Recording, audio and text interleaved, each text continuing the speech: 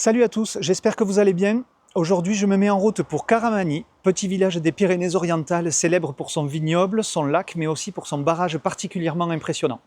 C'est là-bas que je vais donner la parole à Arnaud, conducteur d'un Tesla Model Y, pour essayer de comprendre ce qui l'a amené vers le véhicule électrique, comment il le vit aujourd'hui et comment il envisage son avenir d'électromobiliste. C'est parti pour Parole d'utilisateur, épisode numéro 3 avec Arnaud. Soyez les bienvenus sur Electrip City.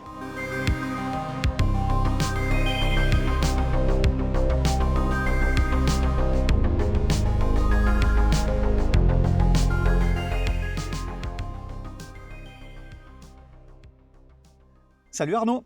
Bonjour, Eh bien, écoute, merci d'avoir accepté l'invitation pour participer à cette vidéo, je te remercie. avec plaisir.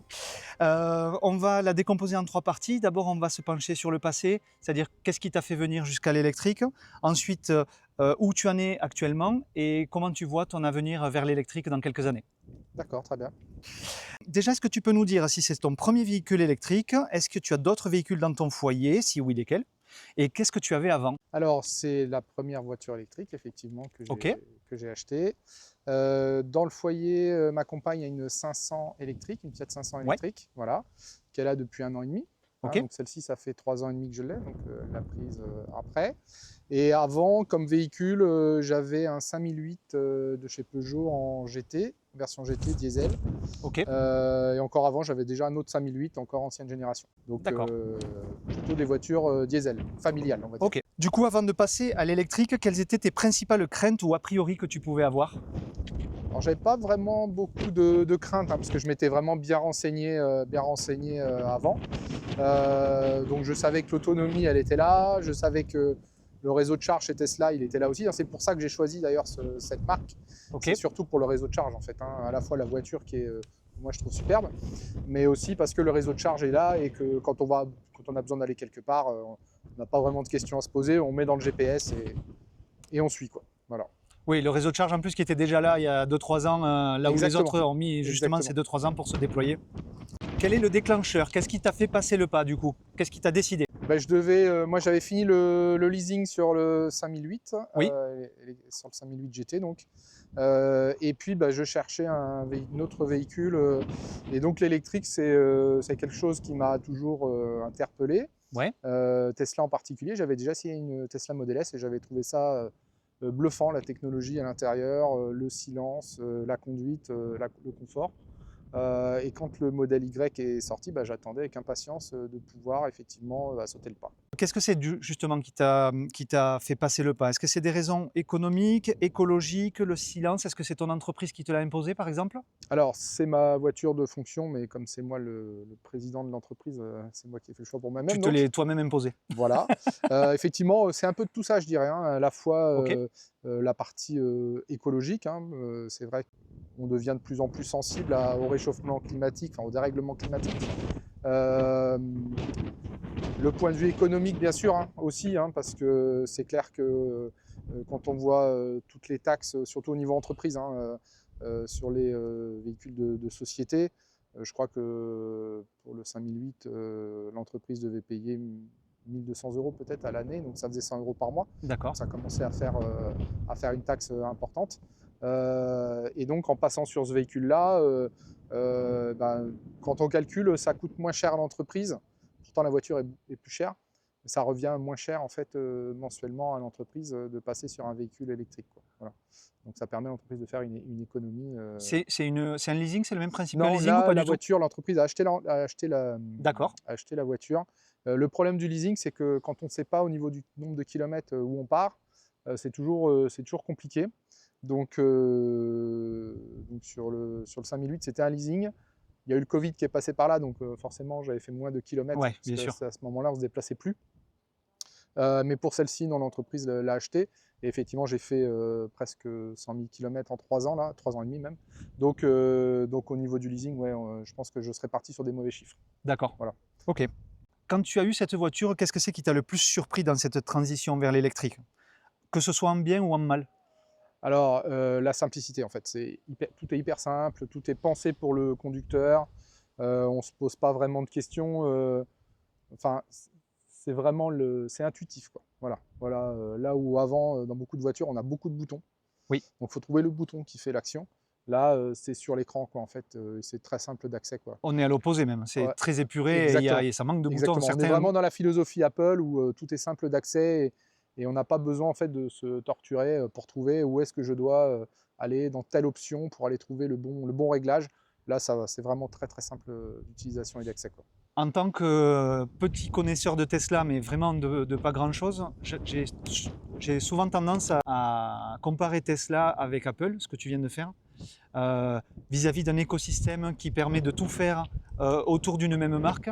Mais est-ce que pour toi, c'est un avantage, ça, d'avoir un écosystème un peu fermé qui apporte tout, ou c'est quelque chose qui peut freiner justement d'être enfermé dans un écosystème imposé?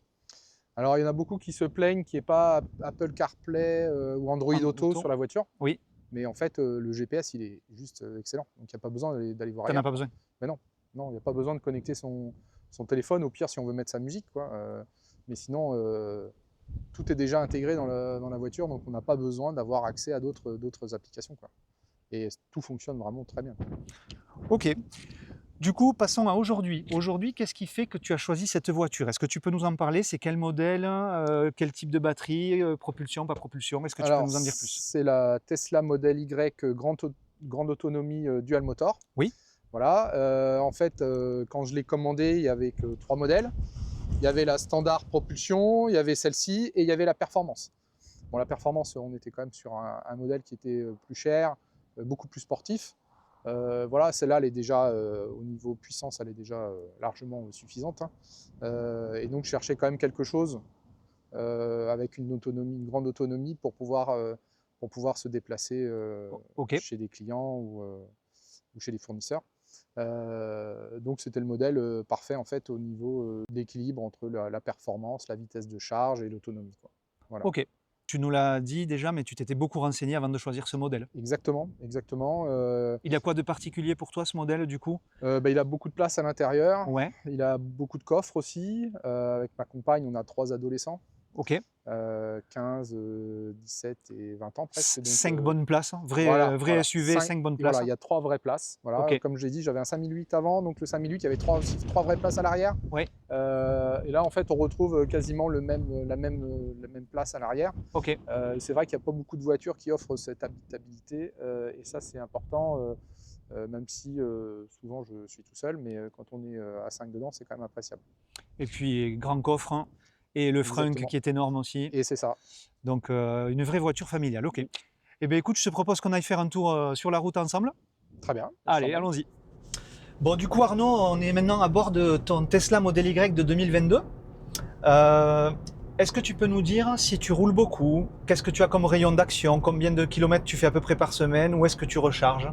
Et si tu recharges fréquemment? Est-ce que tu peux nous dire un petit peu ta routine électrique, quoi? Oui, alors c'est le véhicule de fonction, hein, donc véhicule de l'entreprise, Ok. dont je me sers aussi le reste le week-end et le reste de la semaine. Donc là, j'arrive à 100 000 km en 3 ans et demi. Donc oui, c'est un véhicule qui sert tous les jours, hein, donc, pour aller voir des clients, pour aller à des salons, pour aller voir des fournisseurs aussi. Donc régulièrement, je fais des grands trajets avec, en plus des petits trajets quotidiens. Voilà. D'accord, du coup, petite question que je pose pas d'habitude, mais sur ton cas, c'est particulièrement intéressant. Tu t'en sers autant pour le côté familial que pour le côté pro. Est-ce que tu constates une différence entre les deux? Est-ce que c'est plus contraignant quand tu es pro et que tu veux aller vite à destination, à ton rendez-vous, ou que tu veux vite rentrer chez toi à la fin de ton rendez-vous? Est-ce que c'est gênant? Non, c'est pas gênant, non, c'est une habitude à prendre, d'avoir 10 minutes ou 15 minutes de charge en plus sur un trajet. Enfin, c'est pas gênant, on peut faire autre chose. On peut aller boire un café, aller aux toilettes, lire ses mails, enfin, voilà, on peut en profiter pour faire. C'est quelque chose que tu anticipes du coup, ou tu pars plus tôt, ou des choses comme ça, ou non, vraiment tu as pris l'habitude? Oui, on prend toujours une petite marche de toute façon pour arriver à un rendez-vous, pour pas être en retard. Ouais. Hein, donc là, on prévoit effectivement son rendez-vous, on sait qu'on va avoir. Si on est au-delà de 300-400 km, on va avoir une petite demi-heure peut-être de charge en plus, quoi. Voilà. D'accord. Mais c'est pas d'une grosse contrainte. Voilà. En tout cas, moi, je le vois pas comme ça. D'accord. Et du coup, par rapport à ce que tu vivais avant en thermique, tu faisais le même boulot quand tu étais en thermique? Exactement. Et est-ce que tu as dû changer tes habitudes, et particulièrement lesquelles? Quand tu es en électrique, tu respectes un peu plus les limitations de vitesse, je trouve. Ok. Parce que sinon, la batterie, effectivement, elles diminue beaucoup plus vite. Oui. Donc, c'est clair qu'à ce niveau-là aussi, ça oblige à une plus grande rigueur au niveau des limitations de vitesse, quoi. Voilà. D'accord. Ce qui est plutôt une bonne chose. On dit que les voitures électriques sont beaucoup plus confortables. Est-ce que tu t'es aperçu que tu arrivais un peu plus zen à destination quand tu as des rendez-vous ou c'est sensible? Moins de bruit, en tout cas, ça c'est sûr. Le Ouais. moteur, et comme il n'y a pas de bruit de moteur de ce côté-là, effectivement, c'est plus agréable. D'accord. Effectivement, moi, je trouve que je suis moins fatigué, quoi. Voilà. D'accord. Ouais. Ok. On peut le dire comme ça. Alors, est-ce que c'est dû aux pauses ou à ce manque de bruit du moteur? Quand même, je ne sais pas, mais en tout cas, c'est vrai que j'arrive moins stressé, quoi, en tout cas. Bon, c'est peut-être un tout, hein, parce que Exactement. le confort de la voiture, hein, le fait d'être obligé entre guillemets de s'arrêter toutes les 2 heures, 2h30, 3 heures, c'est assez confortable. Ça, au début, on a l'impression qu'on est obligé, mais après, comme quand on a des enfants derrière, Ouais, si tu t'arrêtes pas ça, toutes les 2 heures, 3 heures, c'est ça, pour aller aux toilettes, pour boire un verre, pour un ouais, café, ouais, c'est clair. bon, c'est pas vraiment une contrainte en soi, quoi. Voilà, c'est un changement d'habitude. Ok, donc du coup, tu fais pas mal de longs trajets. Est-ce que du coup, le fait de te préparer en faisant une planification compliquée, prévoir à quel endroit tu t'arrêtes, à quel endroit tu vas passer du temps, est-ce que ça, c'était une contrainte pour toi ou c'est quelque chose qui a été facile à s'adapter? Non, non, c'était vraiment quelque chose de très simple. Il y a, à part de gérer la charge sur place, le trajet, c'est quelque chose d'hyper simple, hein. On met la destination et il nous dit on s'arrête une fois, 2 fois, 3 fois. On n'a pas à penser à s'occuper de savoir si les bornes vont fonctionner, sur quel réseau on va s'arrêter. On suit le GPS et on se laisse guider, quoi, hein. C'est vraiment d'une simplicité enfantine. On peut aussi l'envoyer de son téléphone. Ouais, Donc ça c'est hyper simple, hein, avec toutes les mises à jour qu'on a eues là depuis 3 ans et demi. Avant on ne pouvait pas le faire, maintenant de mon téléphone, avec l'application Tesla, je peux regarder effectivement si je vais à Nantes par exemple, combien de charges je vais avoir, le temps de trajet estimé. Et d'accord. donc ça permet comme ça tout simplement de vérifier le temps que je vais mettre pour me rendre sur place, quoi. L'estimation du pourcentage de batterie à l'arrivée, il est fiable sur Tesla? Oui, franchement, à 1 ou 2% près. Rassurant? Très rassurant. Ok. Voilà, pas de questions à se poser. On fait confiance au système et on n'est jamais déçu, quoi. Donc ça veut dire qu'une fois que tu as planifié dès ton départ, tu n'as pas besoin d'y retourner, sauf si tu as une obligation de t'arrêter à tel endroit et que tu as un superchargeur qui est plus adapté. C'est ça, mais encore, le système le fait tout seul. D'accord. Voilà, en venant à Perpignan, on devait faire 3 charges de 10 minutes Oui. sur 7 heures de trajet. Et finalement, on n'a fait que 2 charges, une de 25 et une de 10. Voilà. D'accord. Donc en fait, en cours de temps, il a changé sûrement aussi par rapport aux bornes et aux disponibilités. Oui, peut-être tu as eu du monde aussi sur la route, ça t'a fait baisser ta consommation aussi. Exactement, exactement. Il y a eu beaucoup de bouchons. Donc en fait, il a adapté en fonction du trajet, sûrement de la météo et du trafic, quoi. D'accord. Voilà. Donc ça, pas de questions à se poser. On suit ce qu'il nous dit et on En est, confiance, quoi. T'es en ouais, confiance. Tout à fait. Jamais déçu. Ok. Jamais Oui, déçu. on peut rappeler que Tesla, il y a des personnes pour, des personnes contre, mais ce qu'on ne peut pas enlever à Tesla, en tout cas, c'est l'écosystème complet qui fait que quand tu achètes une Tesla, tu sais où tu vas recharger, c'est le plus gros réseau de recharge en France. Tu as un abonnement, un truc qui te permet de payer moins cher sur tous les superchargeurs Tesla. Exactement. En fait, alors il n'y a pas d'abonnement, mais les Tesla payent moins cher. On est autour de 30 centimes, je crois, Ok. le kilowattheure. Donc je crois que c'est un des moins chers en plus. Ouais, c'est l'équivalent des moins chers sur les autres bornes. Exactement, Ok. c'est ça. Mais il n'y a pas d'abonnement à prendre dessus, hein. C'est le fait d'avoir une Tesla, en fait, tout simplement. Donc l'écosystème global, en fait, fait que tu as tout le reste qui est clé en main, quoi. Exactement. Rien à faire, hein. Juste à brancher. On arrive à la borne, on branche. Pas de carte à passer, pas de réservation à faire sur une application. On arrive, on branche. C'est tout. Quand tu achètes la voiture, ils te proposent une borne à domicile aussi? Oui. C'est quelque chose qui est proposé dans le package? Oui, tout à fait. Moi, je l'ai fait installer après. Ok. On peut le faire installer à n'importe quel moment et pas forcément une borne Tesla, hein, peu importe. Oui. Moi, j'ai fait installer une borne Tesla parce que quand je l'ai fait, j'ai comparé un peu ce qui se faisait. Ça restait quand même une des bornes les moins chères par rapport à mon besoin. D'accord. Alors, moi, je recharge essentiellement à la maison. Ouais. Hein, Du coup, est-ce que tous les soirs ou pas du tout? Non, pas tous les soirs. Non. Ça À quelle dépend, fréquence, ça du dépend, coup? je dirais au moins 2 fois par semaine. Ok. Après, ça dépend bien sûr du trajet que j'ai à faire. Ouais, bien sûr. Au moins 2 fois par semaine.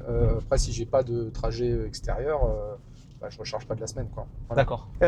Est-ce que tu as déjà, depuis 3 ans, un trajet mémorable que tu aimerais nous raconter, un truc un peu exceptionnel que tu Ouais. aies fait? Le premier trajet, en fait. Oui. Le premier trajet, puisque j'avais la voiture depuis 1 mois. Oui. Et je suis parti avec mes 2 garçons, mes 2 adolescents, mes parents. Donc on était 5 dans la voiture, plus le chien. Je venais d'avoir un chien qui avait 3 mois. Ok. Et c'était le premier trajet, on est parti, on a fait Bourges-Nice. Ok. 9 heures de route, donc c'était vraiment le premier grand trajet que je faisais avec la voiture. Ok. On s'est arrêté 3 fois, on s'est arrêté 1 heure au total. Et souvent, on n'avait pas le temps d'aller aux toilettes ou de manger ou que la voiture était déjà rechargée. Ouais, la Voilà, voiture est prête avant toi. complètement bluffé, quoi. Ah oui, oui. Complètement bluffé par ce premier trajet. Mes parents aussi, hein, qui sont forcément plus âgés. Puis par toute la technologie embarquée, on a vraiment pu essayer à ce niveau-là. Lors de ce premier grand trajet, quoi. Voilà. Tu avais une petite appréhension avant ce premier trajet? Non, pas vraiment, non. Non, parce que bon, moi j'avais déjà roulé avec, jamais sur un aussi grand trajet, mais je suis pas quelqu'un qui stresse vraiment inutilement. Ok. Comme je l'ai dit tout à l'heure, j'ai regardé beaucoup de vidéos avant quand même pour voir des tests, pour voir des trajets, et puis je savais qu'il n'y aurait pas de problème, quoi. Voilà. Ça, c'est un conseil qu'on peut donner à tout le monde, hein. N'hésitez pas à regarder des vidéos. Il y en a sur YouTube, il y a de tout sur toutes les voitures, hein. Faites-vous votre avis avant d'acheter une voiture parce qu'il faut que la voiture corresponde à vos besoins. C'est la première chose. Donc là, Arnaud, il en a besoin non seulement pour ses petits trajets, pour ses grands trajets en famille et aussi pour faire de l'autoroute pour ses grands trajets professionnels. Donc du coup, je pense qu'il a bien visé, il a une voiture adaptée à ses besoins. Si vous faites que des petits trajets sur des routes nationales ou citadines, vous n'avez pas besoin de prendre une grosse voiture qui en plus est probablement difficile à garer si vous allez en ville. Donc chaque voiture correspond à un besoin. N'hésitez pas à vous renseigner avant. Et la batterie, une grosse batterie n'est pas forcément adaptée non plus à tout le monde, quoi. Ouais. Et une voiture déjà qui fait 400-500 km d'autonomie, c'est déjà très très bien, largement suffisant. Ce qu'il faut regarder, c'est vraiment le global, la batterie et la vitesse de charge. Voilà. Ouais. Oui, c'est le combo. Ouais, c'est le combo des deux. S'arrêter 2 fois 10 minutes, c'est pas très grave, mais s'arrêter 1 fois 1 heure, c'est un peu plus embêtant. Oui, voilà. Et puis tu vas le remarquer. Exactement. C'est plus remarquable. Ouais, bien sûr. Pour comparer avec ton trajet mémorable, je peux donner facilement une comparaison avec le mien. L'été dernier, je suis parti à Bordeaux, aller-retour, avec des petits allers et retours du côté d'Arcachon, La Rochelle et tout ça. Où je vais m'arrêter, combien de temps? J'ai 2 filles. Donc du coup, je vais essayer de m'arrêter à un endroit où on peut manger, où il y a une aire de jeu. Donc ça a nécessité pour moi un peu de, je dirais pas de stress, mais un peu de concentration, disons. Préparation. Et alors, ouais, de préparation. Et en tout cas, le jour où je suis rentré et que j'ai fini mon aller-retour, il me tardait qu'un seul truc, c'était d'y retourner. Presque comme un jeu. Est-ce que tu as ce côté geek un peu qui t'est apparu ou que tu avais avant? Alors moi, je suis plutôt quelqu'un qui aime la technologie, de savoir comment ça fonctionne. Je suis dans le domaine de l'informatique, Internet, Ouais. programmation, système, donc je touche un peu à tout. Ouais, donc t'es aux anges là. Oui. Je l'ai aussi. Voilà, si j'ai choisi aussi cette voiture, c'est aussi pour l'avance technologique qu'il y a sur d'autres voitures. Ok. On a une vraie interface qui est réactive. On a un écran couleur qui est rapide. Quand on voit aujourd'hui les autres modèles, on voit qu'il y a toujours cette avance technologique qui est là, quoi. Ouais. C'est agréable à utiliser, tout a été pensé, la simplicité d'utilisation. On dit toujours dans l'informatique, c'est très compliqué de faire simple. Mais là, voilà, quand on voit d'autres modèles, il faut encore appuyer sur un bouton pour démarrer la voiture. Oui. On se dit à quoi bon, quoi. Ouais, on aurait pu faire l'économie de ce bouton et de cette fonctionnalité, quoi. C'est clair. Et puis ça facilite l'accès aux nouveaux acquéreurs, quoi. C'est-à-dire que quelqu'un qui ne connaît rien, il arrive sur une interface très simple, il sait où il doit appuyer, ou même s'il n'a pas besoin d'appuyer, c'est encore mieux, quoi. L'économie d'un clic est importante en informatique. Un clic est un clic. Est-ce qu'il y a un côté de la culture thermique que tu avais peut-être avant qui te manque en passant à l'électrique? Peut-être des fois le bruit qui peut être sympa, quoi. Le bruit d'une voiture, effectivement. Je suis pas quelqu'un en plus de nostalgique. Voilà. Ouais. Tu avais une culture thermique avant, un peu bagnolard, hein? T'étais un peu bagnolard ou pas du tout? Oui, j'aime bien les belles voitures, forcément. Voitures qui sont un peu sportives ou qui font un joli bruit. Ok. Après, quand on a une famille, c'est plus compliqué, quoi. Voilà, t'as du couple qui te fait passer un peu ton envie de sportivité, même si la voiture n'est pas sportive. Je crois 330 chevaux, celle-ci, non? C'est ça? Un peu plus, je Un peu crois. plus? Alors, ils ne communiquent pas trop, hein, sur les chevaux chez Tesla, mais oui, entre 350 et 400, je crois. Alors du coup, pour poursuivre cet entretien et puis pour voir maintenant ton avenir en électrique, est-ce que tu serais capable de revenir quand même au thermique à un moment donné? Moi, je suis pas spécialement attaché aux choses, en fait. Vraiment, c'est pas. Je suis très content, hein, vraiment, de cette voiture. Elle fonctionne très bien. Elle est hyper confortable, très, très sympa à conduire, facile d'utilisation avec les bornes et tout ça. Ouais. Néanmoins, si je devais changer demain de voiture, bah, je le ferais. Ça me poserait pas de soucis particuliers, quoi. Quand même, le fait aussi de pas aller faire le plein, Oui. c'est quand même une chose qui est vachement appréciable, hein. Voilà. Oui, on n'en parle pas beaucoup, mais ça compte. Hein, enfin, Ça compte d'un point de vue financier, ça c'est clair. Bien sûr. Mais ça compte aussi d'un point de vue temps. Parce qu'on arrive à la maison, on branche, on se pose pas de questions. Voilà. Et puis c'est hyper simple. Et vraiment, si on est bloqué et qu'on a besoin de charger vite, bah, on va au premier chargeur rapide qui est pas très loin, maintenant il y en a partout. Oui, oui. Où on va faire les courses dans n'importe quel magasin. Souvent, il y a des charges rapides maintenant dans tous les magasins et on se branche à ce moment-là. Et pendant qu'on fait les courses, la voiture recharge et on part, on est presque à 100%. Je pense pas me tromper, mais j'imagine que par exemple, moi c'est une réflexion que me fait mon épouse tous les jours maintenant qu'elle roule en électrique, mais peut-être ton épouse aussi, le fait d'arriver et de plus avoir à aller à la station essence, c'est très appréciable. Ouais. Voilà, c'est très appréciable. C'est un gain de temps, quoi. Exactement, exactement. Et aussi un gain financier qui est important, surtout quand on charge à la maison, quoi. Ça fait partie de ce qui rentabilise le fait que les voitures électriques sont un peu plus chères à l'achat. Au bout d'un moment, après. C'est de moins en moins le cas, oui. quand même. Hein, surtout même en occasion. Aujourd'hui, on peut trouver des très belles occasions Bien sûr. électriques à des prix tout à fait accessibles. Hein. Si on compare les deux, moi, ma compagne, effectivement, quand elle est passée à l'électrique, elle a pu bénéficier d'une voiture neuve parce que le coût de la charge, en fait, de rouler tous les jours avec, allait lui coûter beaucoup moins cher que de passer. C'est rentré en compte dans la décision, oui. Bah, tout à fait. Bien sûr, voilà. C'est normal. Voilà. Donc, et le plaisir de conduite qu'elle a aujourd'hui est bien meilleur. Donc voilà, c'est vraiment ces deux points positifs, le porte-monnaie et le plaisir de conduire. Selon toi, quel est le plus grand frein pour le passage à l'électrique de la majeure partie des conducteurs? C'est le changement d'habitude. Ok. Voilà, c'est le changement d'habitude qui va avec la peur, en fait, de l'inconnu, quoi.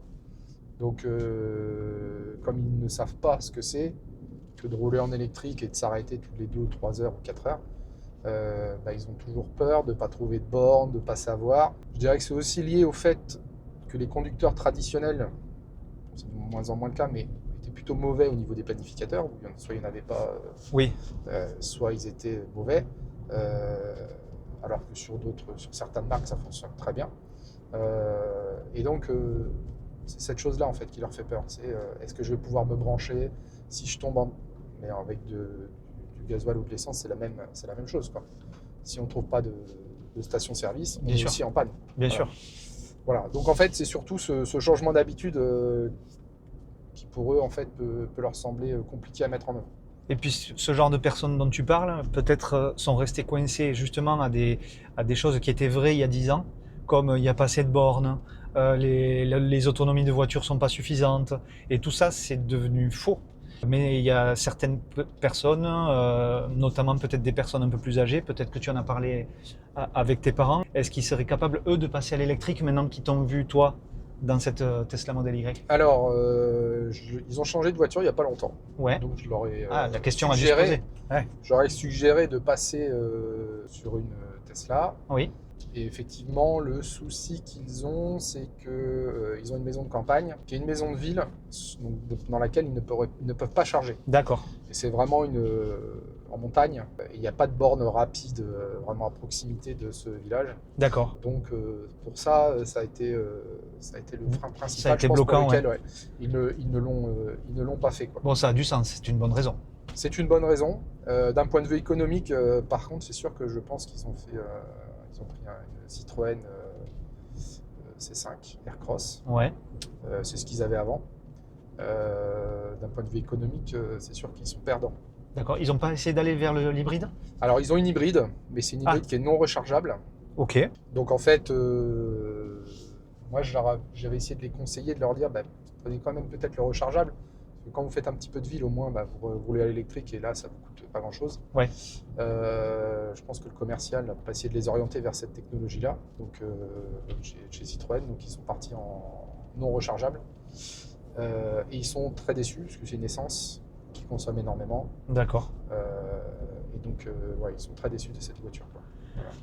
Je poursuis ce dont tu es en train de parler parce qu'il y a un aspect qui m'intéresse aussi du côté de chez Tesla, c'est tu parlais de concessionnaires.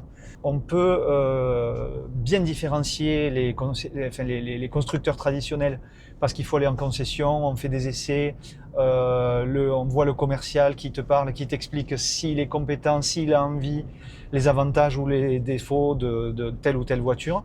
Du coup, toi, je sais que Tesla, ça fonctionne pas comme ça. Est-ce que c'est quelque chose qui t'a perturbé ou pas du tout, ou tu trouves ça confortable de faire quasiment tout en ligne, quoi? Très confortable. Alors moi, je travaille sur Internet depuis très longtemps. Donc, effectivement, je commande aussi depuis très longtemps. Il n'y a pas non plus aussi chez Tesla de catalogue à rallonge d'options. Oui. Voilà, ça reste très simple. Il y a 3-4 options, on va dire. La taille des jantes, la couleur de l'intérieur, la couleur de l'extérieur, une ou deux options logicielles et c'est tout, quoi. Donc Ok. ça reste quand même très simple, c'est-à-dire qu'il y a quasiment tout dans la voiture d'origine. On n'a pas besoin de se poser de questions, de savoir si on veut le pack avec le radar de recul ou la caméra, ou Oui. qui va être facturé 1000 euros. Donc ça, c'est quand même un gros point appréciable. Moi, c'est ce que je reproche aussi aux constructeurs traditionnels. J'allais te le dire. C'est une obligation de faire une visite tous les 15 000 km ou tous les ans, ou une vidange. Je pense que ça ne se justifie pas aujourd'hui sur certains modèles. Je pense notamment à la voiture de ma compagne qui est une Fiat 500 électrique où il faut qu'elle passe tous les 15 000 km en concession pour une D'accord. révision. Ouais, oui. Je pense que ce n'est pas nécessaire. Ouais. Chez Tesla, on n'a pas de révision. Ça veut dire que tu n'as pas pu faire d'essai, peut-être, toi? Moi, je ne l'ai pas essayé, la voiture. D'accord. Ouais, je l'ai acheté sans l'essayer. Et ça, c'est un saut dans l'inconnu ou pas Alors, du tout? J'avais déjà essayé une Tesla. Ouais, d'accord. J'avais déjà essayé une Tesla Model S un an avant. C'est vrai que quand je l'ai acheté, le Tesla Model Y était sorti quelques mois avant. Ouais. Donc il y en avait très peu sur les routes. Il n'y avait pas aussi le réseau de Tesla qui est présent aujourd'hui sur le territoire. On en a quand même pas mal dans les grandes villes. Oui. À l'époque, il y en avait 4 ou 5 en France grand maximum, quoi. Ouais. Voilà. C'était un peu plus compliqué. La plus proche de chez toi, elle est à combien? Aujourd'hui, c'est à Tours, donc Bourges-Tours, il y a 1h45 de route, quoi. D'accord. Voilà. Et tu as dû avoir affaire déjà en 3 ans? Une fois. Ok. Une fois, là, j'ai eu un problème d'eau dans l'habitacle, voilà, qui a été réglé depuis. Ok. Voilà. Comment décrirais-tu la sensation de conduire un véhicule électrique à quelqu'un qui ne l'a jamais fait? La différence, c'est surtout la puissance instantanée. C'est-à-dire quand on appuie sur un thermique, il y a le temps que le moteur se mette en route, on sent qu'il y a une latence en fait, Oui. un temps pour que l'information arrive entre la pédale et les roues. Là, c'est instantané. Voilà. Et la deuxième chose aussi, c'est la conduite à une seule pédale, hein. Oui. C'est-à-dire que quand on lâche l'accélérateur, la voiture elle ralentit jusqu'à s'arrêter. Vraiment, ça freine vraiment fort. Typiquement, c'est ça qui te fait changer ta manière de conduire. Exactement. Parce que, par exemple, je Exactement. donne toujours le même exemple, mais à une arrivée de rond-point, avant d'arriver à balle jusqu'au rond-point, tu freinais s'il y avait du monde. Et là, en fait, tu anticipes 100, 200 mètres avant l'arrivée au rond-point, Oh tu non, lâches pas l'accélérateur. 100-200 mètres, hein, quelques dizaines de mètres, hein, Voilà, seulement. et la voiture vient mourir au céder le passage. Et puis, s'il n'y a personne, tu relances et ça part tout seul. Il est très fort le freinage régénératif, donc il va recharger la batterie déjà, donc ça c'est un point vraiment positif. Oui. Et ça freine quand même assez fort. Alors, quand on est effectivement à 130, il freine plus doucement, mais quand on est à 50, si on lâche l'accélérateur, ça freine quand même assez fort. Oui, il n'y a pas de niveau Non. de freinage régénératif Non, sur Tesla. Non. C'est où il y en a pas, où il y a du one pedal. C'est ça. Est-ce que tu peux nous dire si ton entourage est plutôt pour ou contre la voiture électrique et si tu sais si toi tu as eu un impact sur une personne ou plusieurs qui te voyant conduire une voiture électrique se sont mis à passer le pas de leur côté? Ma compagne déjà est passée elle sur voiture électrique. Ok. Ma cousine aussi, j'ai une cousine qui a acheté une 208 électrique. Enfin, je crois que c'est tout pour le moment, quoi. Est-ce que tu te fais un peu ambassadeur de la voiture électrique ou pas du tout?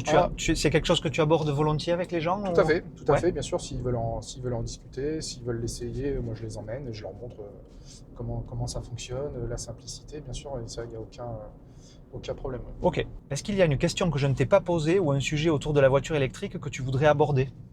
Tenir un petit peu informé quand même des nouveautés, parce que chez Tesla, il y a beaucoup de choses qui arrivent. Moi, la voiture, elle est beaucoup mieux que quand je l'ai achetée. Oui. Avec toutes les mises à jour. Les feux Matrix LED étaient présents mais n'étaient pas activés. Ils ont été activés il y a 1 an et demi. Ok. Toutes les petites raccourcis qui ont été faits, les petites fonctionnalités qui ont été rajoutées, je sais pas, ça fait peut-être 2 ans maintenant, 1 an et demi, 2 ans aussi. Oui. Quand on est au feu vert, la voiture elle fait un petit bip pour nous dire que le feu vient de passer au vert. Plein de petites choses comme ça qui rajoutent des fonctionnalités qui n'étaient pas présentes mais qui ont été améliorées par le logiciel et les mises à jour. Oui, et puis c'est des mises à jour importantes. C'est pas du gadget, quoi. C'est des mises à jour dans le dur, quoi. Les mises à jour OTA, over the air, permettent d'agir sur le dur, sur le moteur, surtout sur la batterie, l'interface utilisateur, sur l'interface, bien sûr, sur plein de choses. Tout à fait. Et ça, c'est très appréciable. Allez, on se retrouve à l'extérieur pour la fin de cette vidéo. Bon, écoute Arnaud, merci pour ce petit tour en voiture. Et pour conclure cette vidéo, si tu devais convaincre quelqu'un de passer à l'électrique, qu'est-ce que tu lui dirais aujourd'hui? Je dirais que l'électrique, c'est vraiment la simplicité. Il ne faut pas avoir peur un peu du changement. Et c'est surtout aussi de belles économies. Il n'y a pas à hésiter, il va forcément trouver le véhicule électrique qui convient à son budget et à son utilisation. Ok, super. Bon, mais merci beaucoup Arnaud. Pas de problème, avec plaisir de t'avoir rencontré et de t'avoir rencontré malgré le vent, de t'avoir fait voir mon modèle Y. En tout cas, je te remercie parce que c'est ma première fois en Tesla. Donc, ça me fait très plaisir de découvrir cette voiture avec toi, en tout cas. Pas de problème. Écoutez, n'hésitez pas à mettre un pouce bleu sur cette vidéo, à vous abonner à la chaîne, à activer la cloche des notifications pour ne pas louper les prochaines. Et puis, je vous donne rendez-vous à une prochaine vidéo. Merci Arnaud encore et ciao. Merci à toi. Salut, à la prochaine. Ciao.